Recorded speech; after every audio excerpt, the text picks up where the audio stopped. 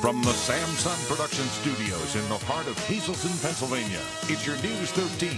Brought to you by SSPTV and the Standard Speaker. It began as a vision to bring a community together, to give families and kids a place to go for fun and to help Greater Hazleton to grow. Well, the Hazleton Integration Project is here, and that's our top story on News 13 for this Monday.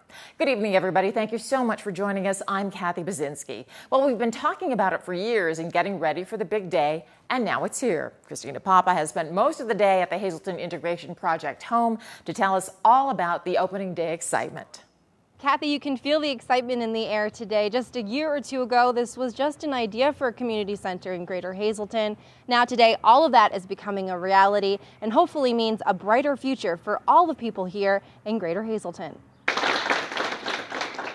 Actually, the idea for this project started with a group of parents who were concerned about the future of their children, and that group celebrated its 5th anniversary right here at the HIP building over the weekend. Well, today we are, thank God, celebrating our 5th anniversary. That's 5 years of serving our community, bringing our community to a unity. And this is the idea, where the idea of HIP started at Concerned Parents. So we are very excited to be co-celebrating with the HIP project and the 5th year of HIP anniversary. From the get-go, our mission has always been our children's education and the language barrier. No matter what language a kid speaks, they all like to have fun, right? Well, that's exactly why this community center was built, so that kids of all nationalities and ethnicities can have fun together, just being kids, having fun. So what better time to open their doors than at the beginning of summer? HIP will have at least 30 summer programs to offer the kids, including basketball, music, and arts and crafts. Area families were so excited about today's grand opening that Saturday's registration was overwhelming. People from all different walks of life came in here yesterday, signed up for our courses, signed up for our sports, signed up for the arts and crafts, signed up for all kinds of things, language courses, and all ages, all ethnicities. Although the grand opening is today, families were already having fun here at the building this weekend during a special Father's Day celebration where kids were excited to have fun with their fathers. Bring us to the park and they care about us, and if we're having bad dreams, they come and tell us a bedtime story, and they just take care of us. The man of the hour at this HIP celebration is Hazleton's own Tampa Bay Ray manager, Joe Madden, and he's a busy guy today, but we were able to catch him earlier to talk about the grand opening. It's kind of amazing that we just had this thought 3 years ago, it might have been, and all of a sudden we're standing in a building, a great building actually. It's very exciting for everybody involved directly with the HIP project, and of course the people of the community itself. Again, what an exciting day for all of Greater Hazleton as HIP's new community center helps bring all of us together into a new era. Reporting from the community center, I'm Christina Papa for News 13. An exciting day and so much going on in Greater Hazleton the past few days. Art students who have been working hard to perfect their projects and finally put them on display over the weekend. The Hazleton Art League held a gala opening reception for the student art exhibit. It featured many different forms of art that students and their instructors have been working on for quite some time. There were painting, sculpture, pottery, even jewelry. The Art League hosts all types of art classes and encourages everybody to come out and showcase their creativity. Well, as I said, we offer all kinds of classes, children and adults. Our summer session starts at the end of the month. We're doing a kids camp this year, which is new. It's various arts for children. The Art League exhibit Affordable Art, where everybody's invited to come out and buy a piece of art with a price within their budget, is the next project for the Art League. And on to cinema, and it was the perfect weather to be outside and watch a movie out beneath the stars, and folks did just that. Residents from all over the area brought out their families Saturday evening to enjoy a movie on a really big screen. Power kicked off their free Movie at the Markle series by showing the movie Brave on the side of the Markle building.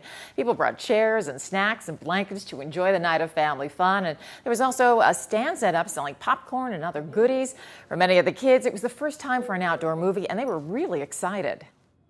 I am watching a movie out here, and I hope it's great because I just love Brave, the character.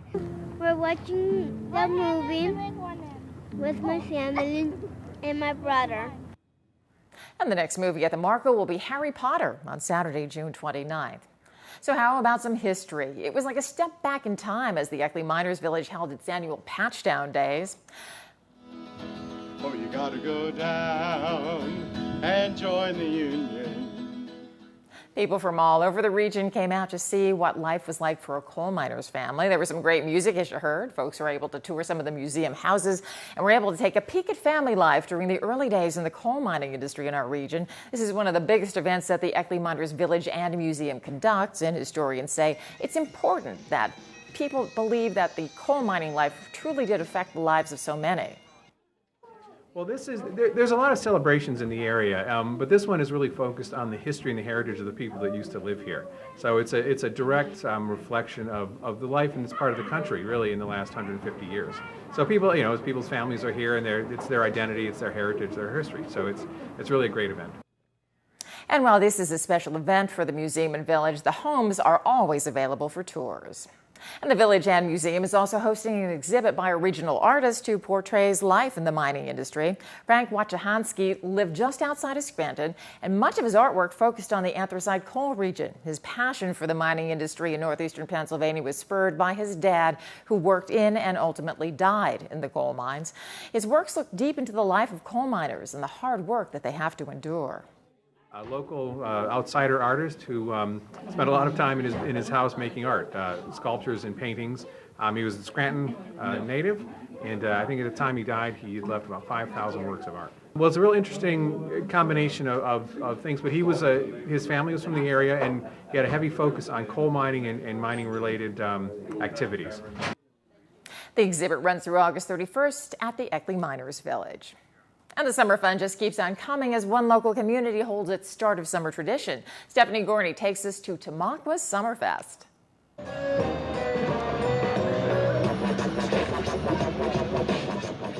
The circus has come to town, and it brought along a whole festival of treats for all ages. The 23rd annual Tamaqua Summerfest took place Sunday, and along with the circus, there was also delicious food and great buys. Just going around and buying stuff from all the vendors, because you don't know what you're gonna find. Very nice. There's a lot of friendly people and all kinds of food. You can't go hungry here. This was a gigantic block party that spanned over 5 blocks and had a variety of entertainment to choose from. Tamaqua Summerfest is an annual celebration of the beautiful summer weather. It's just a great day to come down and have a lot of fun in downtown. This annual event has turned into a tradition for many families to come out and enjoy the fun while celebrating Father's Day. The Tamaqua Summerfest has worked out well for us over the years, having it on Father's Day.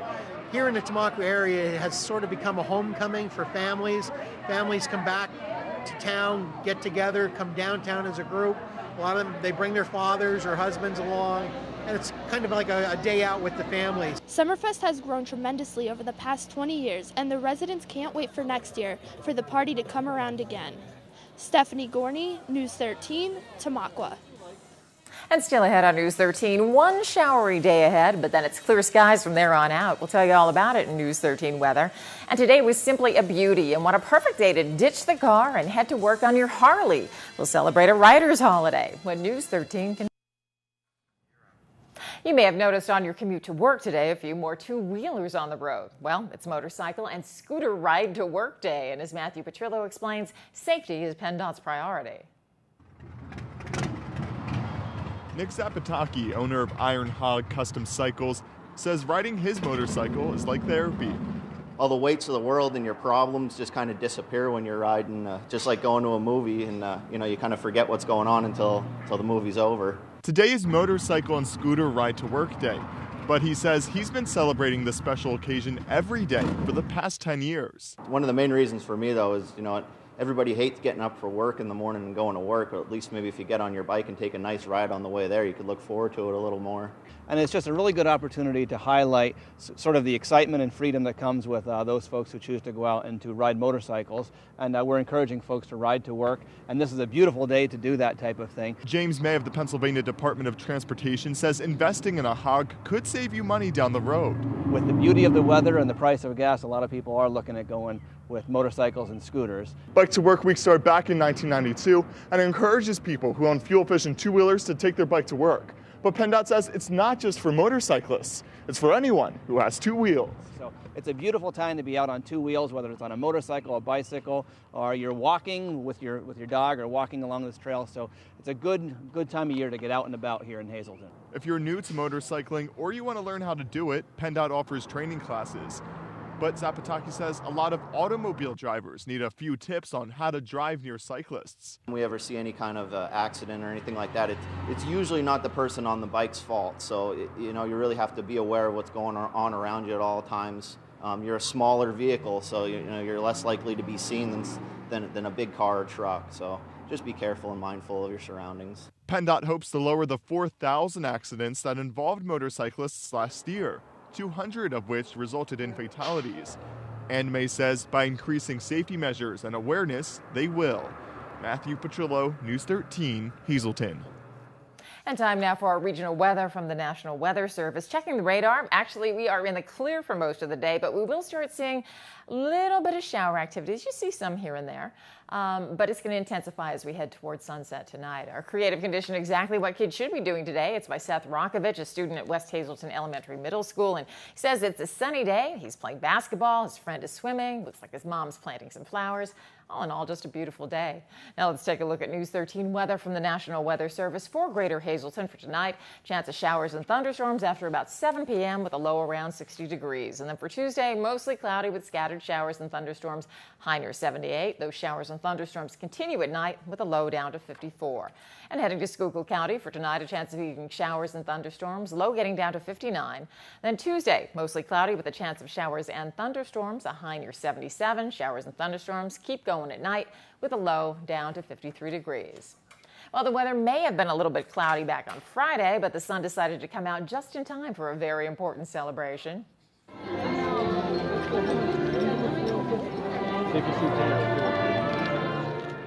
Nearly 800 Hazleton area seniors graduated Friday evening and walked across the stage to accept their diplomas. The commencement was originally scheduled for Thursday, but had to be pushed back due to all that wet weather we had. Staff at Hazleton area really wanted to have this ceremony outside because of all the hard work that the seniors have put in over the past 4 years.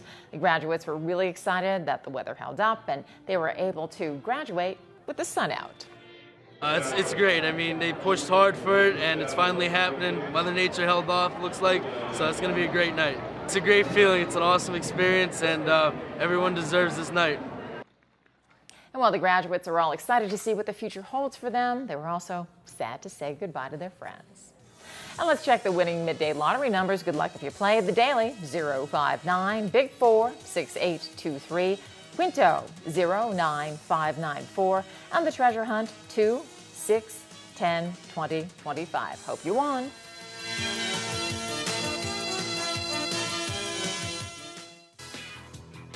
Good evening, everyone, and here's tonight's Talk of the Town. The annual student exhibition at the Hazleton Art League will be held now through June 30th. Gallery hours are on Friday, Saturday, and Sunday, 11 a.m. to 5 p.m. And for more information, please email krishnablue13@hotmail.com. And one more announcement tonight, the second annual High Mountain Craft Beer Festival in the Hazleton Rotary Club will be Saturday, June 22nd at Genetti Inn and Suites from 1 to 5 p.m. There will be over 40 craft beers and entertainment by Ostrich Hat. For more information, you can call 570-454-2494. That's tonight's Talk of the Town. News 13 extends our deepest sympathies to the family and friends of these recently departed. Kendall Carol Wilmot of Blacksburg, Virginia.